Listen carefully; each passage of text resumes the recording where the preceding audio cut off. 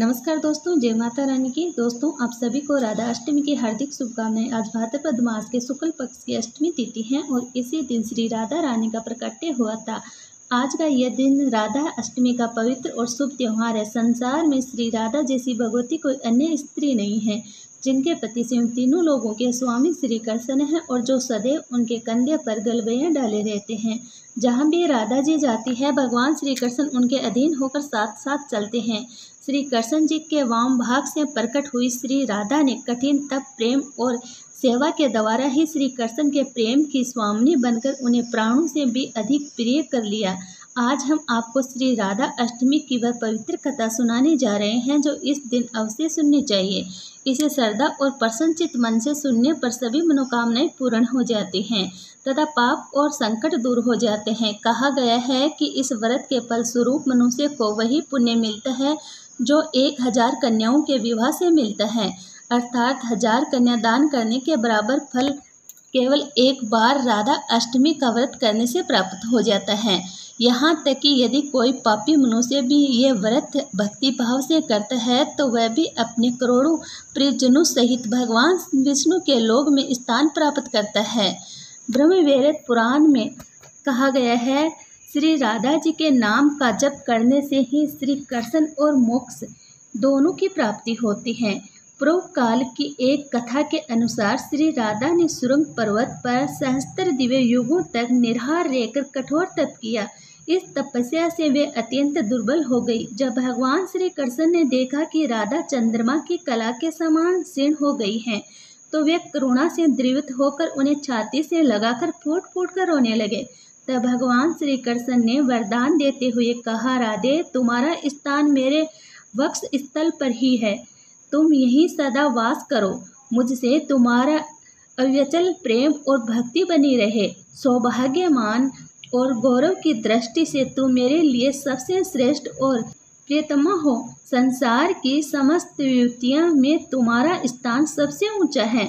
मैं सदा तुम्हारे गुण गाऊंगा, पूजा करूंगा। तुम मुझे सदा अपने अधीन समझो और जान लो कि मैं तुम्हारी प्रत्येक आज्ञा का पालन करने के लिए बाध्य रहूंगा। जैसे आभूषण शरीर की शोभा है, वैसे ही तुम मेरी शोभा हो। भगवान श्री कृष्ण जी आगे कहते हैं, श्री राधा मेरी परम आत्मा है, मेरा जीवन है। श्री राधा से ही प्रेम पाकर मैं उस प्रेम को अपने भक्तों में बांटता हूँ।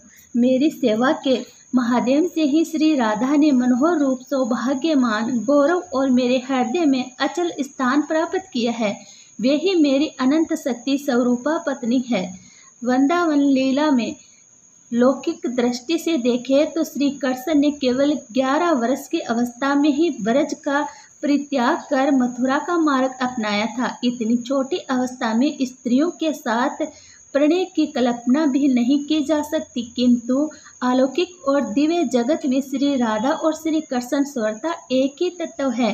भगवान श्री कृष्ण ने स्वयं ब्रह्मा जी को श्री राधा के दिव्य विग्रह का दर्शन कराया और उनकी मूर्ति के लिए उन्हें एकांत वन में ले गए।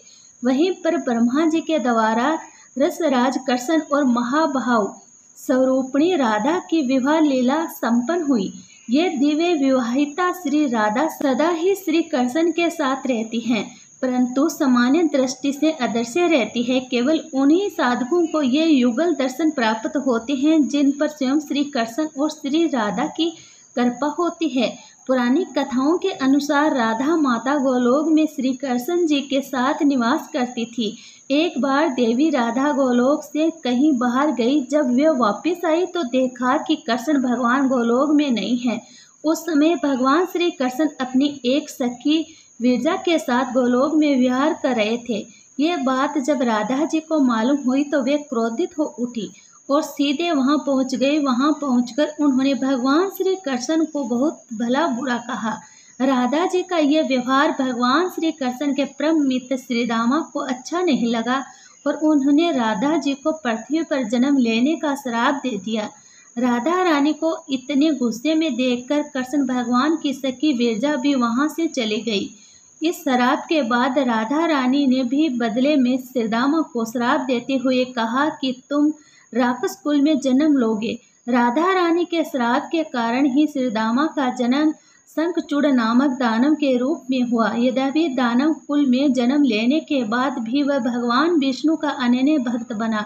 वहीं दूसरी ओर राधा रानी ने भी पृथ्वी पर वृषभानु जी के घर पुत्री रूप में जन्म लिया, किंतु वह वृषभानु जी की पत्नी देवी कीर्ति के गर्भ से नहीं जन्मी थी।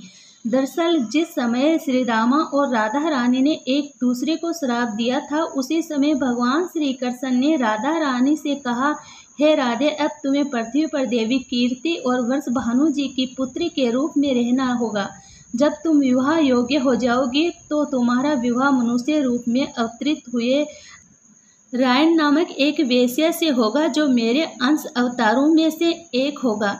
धरती पर भी तुम मेरी प्रियतम बनकर रहोगी, परंतु वहाँ हमें बिछड़ने का दुख सहना पड़ेगा। यह सुनकर भगवान श्री कृष्ण ने आगे कहा, हे राधे, अब तुम पृथ्वी पर जन्म लेने की तैयारी करो। सांसारिक दृष्टि से जब देवी कीर्ति गर्भवती हुई और प्रसव का समय आया तो योग माया की प्रेरणा से उनके गर्भ में वायु का प्रवेश हुआ और उन्होंने वायु को जन्म दिया। जब वे प्रसव पीड़ा से गुजर रही थी, तभी उसी समय महादेवी राधा रानी एक प्यारी सी कन्या के रूप में प्रकट हो गई। जिस दिन राधा रानी प्रकट हुई वह दिन भाद्रपद शुक्ल पक्ष की अष्टमी का था, इसलिए इस तिथि को राधा अष्टमी के रूप में मनाया जाता है। इस दिन भगवान श्री कृष्ण और राधा रानी की विशेष पूजा की जाती है। इस व्रत को करने से सभी सांसारिक सुख समृद्धि प्राप्त होती है। मान्यता है कि इस व्रत को करने से घर में धन की कमी नहीं रहती और सदा बरकत बनी रहती है।